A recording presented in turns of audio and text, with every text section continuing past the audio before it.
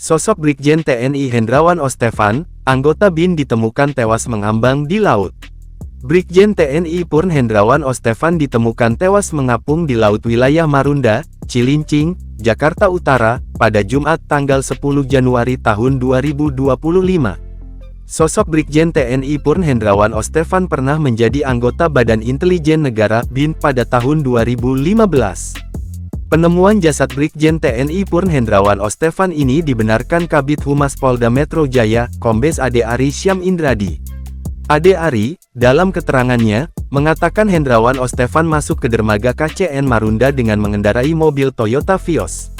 Dia mengungkapkan momen tersebut sempat terekam kamera CCTV di lokasi kejadian. Ada rekaman CCTV yang berisi diduga korban melaju menggunakan satu unit mobil Toyota Vios Nopol B1606LB masuk ke dermaga KCN Marunda pada pukul 0.35 waktu Indonesia Barat, ujar Ade Ari dalam keterangan tertulisnya, dikutip Selasa tanggal 14 Januari tahun 2025. Di sisi lain, jasad Hendrawan pertama kali ditemukan oleh nelayan. Lalu temuan itu disampaikan ke petugas kepolisian yang bertugas di sekitar perairan Marunda. Korban ditemukan mengenakan pakaian bermotif belang, celana jeans hitam, dan sabuk berwarna hitam.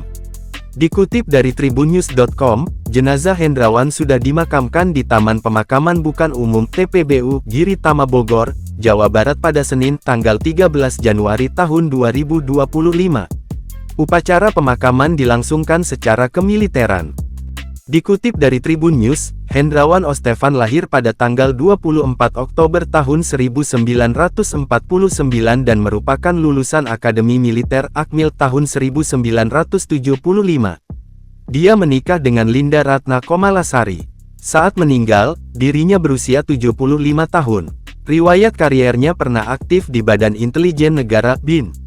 Hal itu diketahui dari kartu tanda anggota KTA, yang ditemukan melekat di jasadnya saat ditemukan.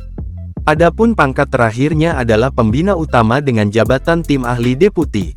Di sisi lain, sangat sedikit informasi yang tersebar di dunia maya terkait latar belakang Hendrawan Ostevan.